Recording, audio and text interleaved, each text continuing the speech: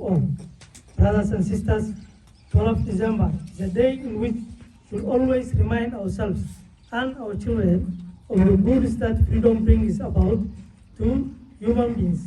For instance, many of our youngsters may not know this fact, but Independence Day, 12th December 1963, was also celebrated in Garissa town in an atmosphere of unprecedented happiness and joy. This is true because freedom was particularly a welcome breeze for the people of Garissa and the entire NFD region, which had suffered abnormal levels of injustice under colonial rule. The people were celebrating the lifting of outlying district ordinance of 1902, which had subjected the region to a closed zone status. Under the ordinance, the colonial government intended the region to serve as a buffer zone against Somalia and Ethiopia, so as to protect the economic aspirations in Kenya's central White Highlands. This had effectively led to the complete exclusion and marginalization of the region from the rest of the country. On the Independence Day, Garissans were happy that they will no longer require a special permit for their movement in and out of the region. They were also celebrating that the unfair and much hated colonial poll tax known as Kodi will have been removed forthwith. They were celebrating that under an independent Kenya, they will get schools, hospitals, and other developmental projects, unlike the colonial government which denied the region of any forms of development. Like other Kenyans, the people of Garissa had all the reason to be joyous, and indeed they were. Many of our people who witnessed the night of 12th December 1963, like Mzee Dubat Ali Ahmed, who is from Jara, will narrate how town was thrilled. In the area identified for the celebration was ground situated in the eastern end of the current offices of the county commissioner, formerly the district commissioner.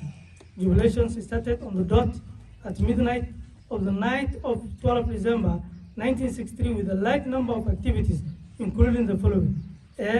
Mr. G.G. Hillis, the colonial district commissioner present in Garissa at the time, lowered the Union Jack and hoisted the black, red, and green flag of the new nation. B. All government vehicles operating in the district were assembled to be given new GK plate numbers. The colonial plate numbers, which had the label of OHMS on Her Majesty's service in form, were replaced on that night. C. Residents of the town, both men and women, came out in large numbers to rehearse traditional dances and songs for the official function on the next morning. It is recalled vividly that men came fully clad in a traditional Somali attire of a white cotton sheet wrapped around them as a strong and another white piece on top of as a shawl. D. A large number of Somali administration police officers known as at the time as Dumas came to the field to partake in the official independence parade. Fellow garrisons or fellow Dabians, the Jamhuri Day in particular comes with another great perspective, as it is the first time in which such an important function is being held outside its traditional domain of Garissa town. It is also quite heartening that both the county government and the national government have joined hands to have the celebration this day held in Masarani. This occurrence is a result of a deliberate move by the executive to route such important occasions to the different sub-counties of the county. Nevertheless, the choice of Masarani to be the first nominee of this administration undertaken as a result of Ijara's uniqueness in many ways. For instance, Ijara is a traditional home of Hirola antelope, the symbol of our county. The constituency also hosts the all-important game reserves of Boni and Ishabin. Additionally, Ijara cuts a niche for itself, a key player in the melting pot of our county's politics, having produced many notable, reputable leaders over the years. Brothers and sisters, I also like to take this opportunity to mention that we are embarking on a program to upgrade to municipality status all the main towns of our sub-counties. This is an important step in the development stage of our county, as the upgraded towns will be able to get national and international recognition, in which in turn will enable them to raise their own funds, even from foreign development partners. The towns identified for the upgrade are Masalani, Dadaab, Burra, Al-Modogashe, Balambala.